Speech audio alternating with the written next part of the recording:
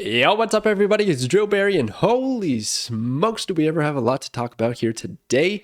But the main focus here is the Datamine cards. I want to talk about these because these are exciting, and I just did a video on some of these cards and they've been completely reworked for the better, I think. I'm really hyped about these, okay? And then we're going to talk about the bundles because we just got a whole bunch of bundles announced, I think, straight through June. So there's a lot of juicy information here, and I'm going to briefly touch on the balance changes. But let's start with these Datamine cards. That's what I'm talking about, because we got Phoenix Force. It used to be a 6/3 and it interacted directly with Jean Grey, which I kind of commented that that's a bit weird if one card has to do with another card, and then what if you don't own the other card, and then it gets a little bit weird, right? And especially with how hard cards are to accumulate in the game for new players, etc., etc.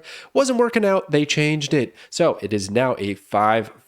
On reveal, revive one of your destroyed cards and merge with it. That card can move each turn. There is so much going on here. This card is insane. Like, I don't see a situation where this is not good. You put this in your deck and it's fantastic. It's good on turn 6. It's good on turn 5. It's just great. It gets countered by Cosmo. That's probably its biggest kryptonite.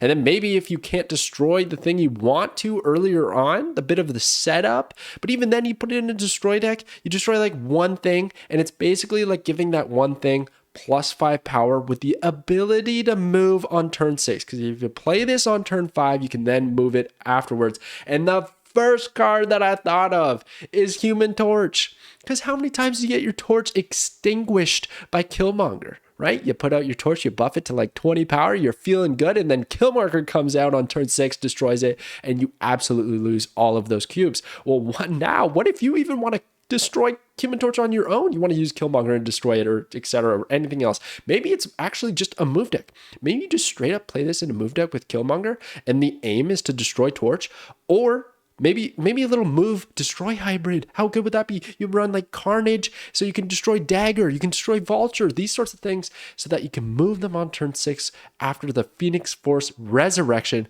with the merged 5 power.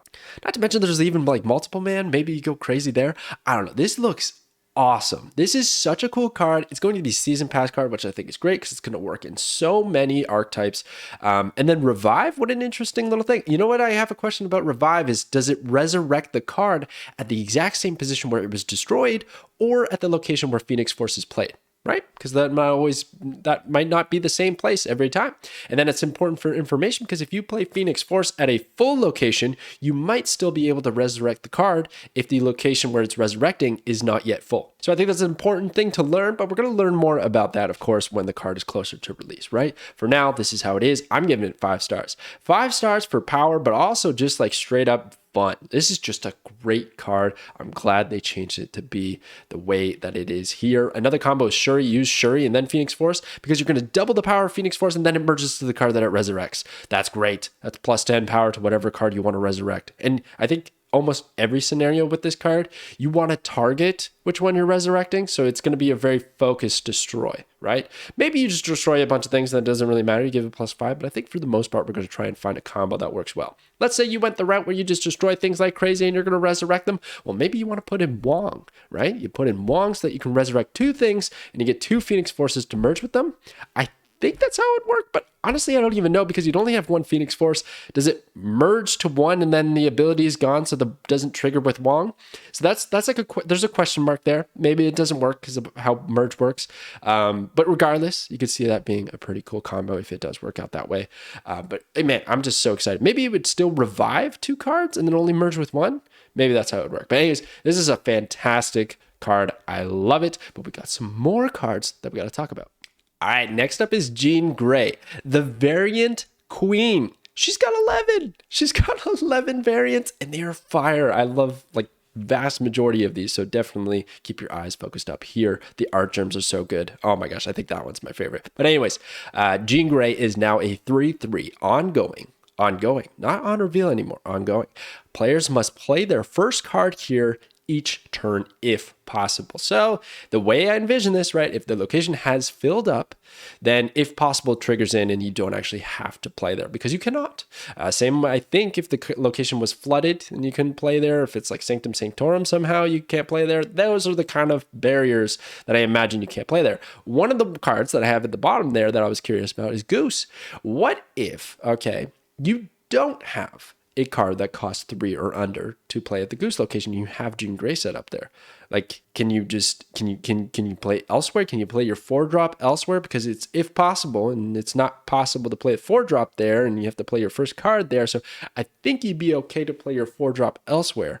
But I was also thinking maybe that's a sneaky little strategy to force your opponent to, like, on their big turn 6 or their big turn 5, they have to play something smaller. Because let's say they have like Korg in hand, but then they have Dr. Doom. They really just want to play Dr. Doom on turn 6. That's what they want to do. But because Jean Grey is there and she's set up with a goose, the game goes, well, you have Korg and you can play it at Jean Grey's location. So you kind of have to play a card there first. They play the Korg, they don't have enough energy to play the Doom.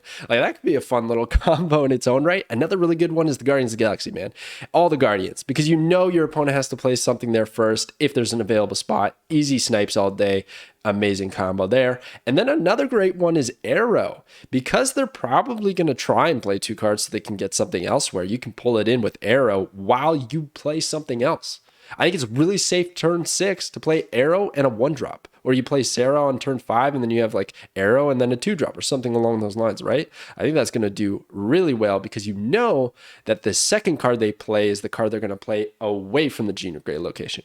Now, of course, the only downside to this is that if it's full, right? You got to watch out for if they actually fill the location. So it might not always work out, but I think that's a pretty decent setup. I like this version of Jean Grey. I think this is a pretty neat change that they made. I like that it's not just one turn. It's even more value to be ongoing, right? Can be countered with Enchantress, etc. But I'm here for it. I like it. It's another control card for that archetype, and I think it's going to be pretty fun. That's why I'm giving it 4 stars. I think for sure this finds a way to be somewhat competitive, disruptive, that sort of thing. So I'm here for it. And the variants, dude, my goodness, the variants, 11. That's just crazy. That's just crazy to me. Next up is Mirage. So she's also been completely reworked. Before, she would just transform into Mr. Fantastic and she had a weird stat line.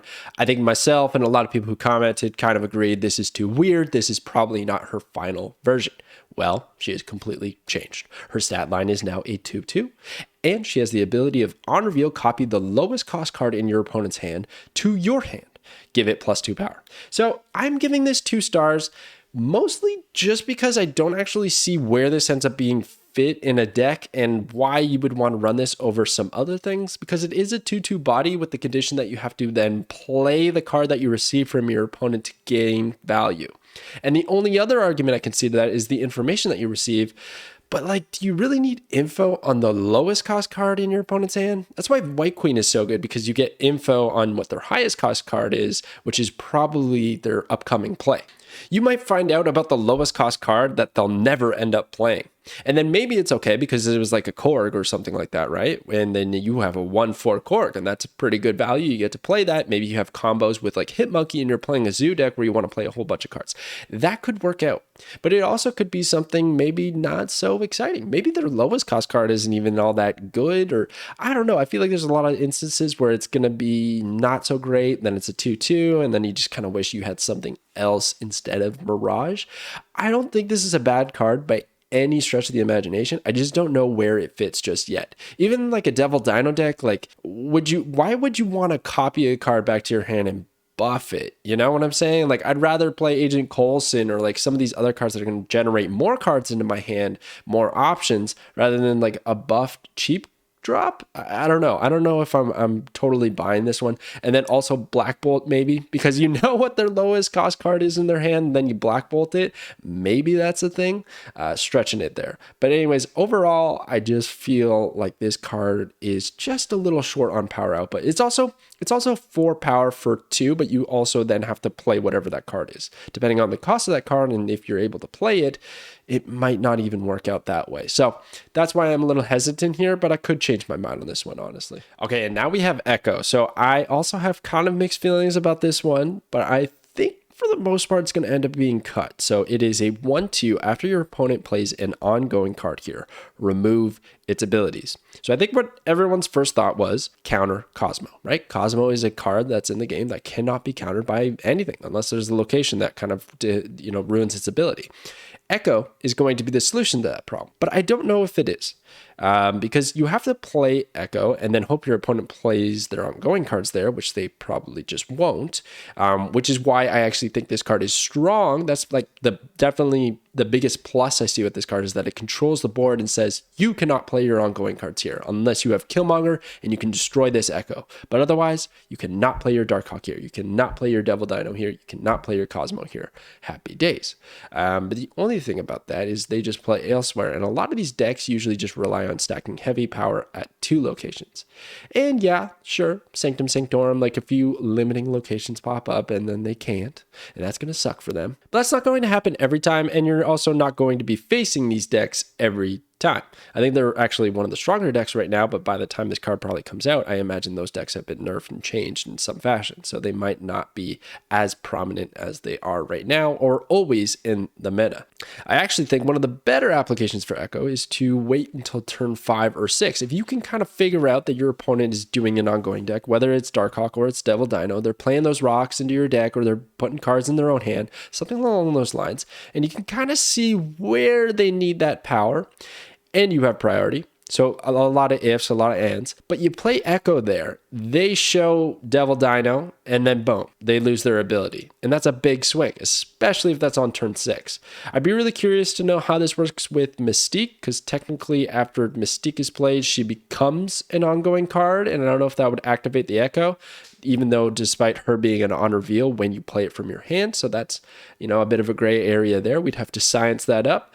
But for the most part, yeah, I feel like that might be her best application. And then otherwise just like controlling a lane for ongoings. I just don't know if it's enough. Like you can't really support this card. It's just a counter to your opponent's stuff, but you can't like buff it with anything unless you're doing like a 1-drop Khazar deck. Maybe that's it. You can play ongoing cards at the Echo location. You don't have to worry about them losing their abilities. Maybe that's nice. Almost would have been better if it was reciprocal though, right? Because then it's like a 0 effect that's ongoing for you and you can play your Red Skulls and whatnot there.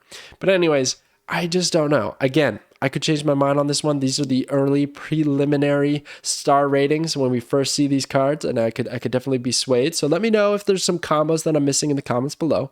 But let's get to some of the bundles that were announced. All right, so this is the season pass for July. So it's got Phoenix Force as a season pass card. You got variants for Phoenix Force, which looks awesome, the bottom left one. And then you got Magic variant and Colossus variant. And then you got these card backs. So we know that the handprint one, as you can see right down here, is the infinite card back. So it's going to have the golden handprint. Very cool, very cool. I probably would have preferred the Phoenix Force, but I understand that they didn't make that one the infinite because how could you make it more gold? So that's okay. So there you go. Some of the card backs and all of that. We got new variants. Dude, look at Loki. Loki variants, and he's got proper text now, so that's even closer to coming to the game. But I haven't really covered Loki, and we also have Martyr here, which is pretty neat. I'm not going to cover these because we don't have stat lines, we don't have abilities that are more official. I'd like to see a little bit more before I talk about the cards, so stay tuned for that. I got you guys covered. And then a whole bunch of variants. My goodness, this Deadpool, so good. All these, so good. The Ghost, the Human Torch, the Iron Fist. This is one of the best batches of variants I've seen in a while. I like to do shorts where I talk about some of the top variants that I've seen, Datamine variants. I'm going to stay tuned. We're going to have a few of those because these are so good. My goodness. Okay, let's skedaddle to the... these variants are actually in the game right now. So you might see those pop up. This Howard the Duck, I need it. All right, so here's some of the bundles. The dates are a little bit whack on Snap.fan, but I imagine they're all upcoming bundles, which are pretty exciting. But really the prices are the most interesting part, right? I think for the most part, these are going to be in June. So what they're kind of doing is they're putting a card with a bit of currency, and that seems to be the trend. So this is a $5 bundle. If you don't own Arrow, let's say you're not complete Series 3, this is a fantastic bundle. $5, you get the card, you get some currency to back it up, and some boosters to boost it. I think that's great. $5, not too expensive. I like it. Then you got the Atlantis Beach Club rewind. This is interesting because this was the first season of Marvel Snap. All of these cosmetics are in the game, have been for a very long time, but now players who just started in the last like 10 months or so can finally acquire them. I think that's been a requested feature for quite some time. And then you got the newbie days. So newbie day 0. So you can see the time isn't quite right because we haven't seen this Peach Momoko Thor. How about that? It looks fire. And they're clearly experimenting with pricing and, you know, value that you get out of these, but you got a $10 one, 1,500 credits and the card. I don't know. I'm simple, guys. Does it have tokens? Yes. I'll consider it. I'll consider it. Does it not have tokens? I'm probably going to pass. Is that variant absolute fire and I need it? Well, then maybe I'll supply some currency to the game to get that variant, but otherwise I gotta pass. You know what I'm saying? You gotta be conservative. It's expensive stuff. And there's too many bundles. Their bundles all happening all the time, which is a good thing. It's options, but you can't just be buying every single one. That's madness. So these are all just a bunch of newbie days and they got varying pricing. The Venom and the Deadpool, those are not correct variants. They're the Fiona Hesh ones, which would look really, really good. I'm excited about those. That's going to be it for me. That's the Datamine cards and a few of the bundles and changes that they did today. There was so much more. It's crazy. The monetization changes that they made, the way they're handling series adjustments. I don't know yet. I don't know what my full take is. If I have a stronger opinion about it, maybe I'll make a video. But for the most part, I think they made some good steps and they also took some steps back, which is so typical. I wish they would just, I don't know, almost at this point, I wish they'd do less, but more of the right thing. Does that make sense? Less of better steps. Anyways, that's going to do it for me. I hope you guys enjoyed all of this and you're excited about the game. Let me know what you think about these Datamine cards in the comments below, and I'll catch you guys next time.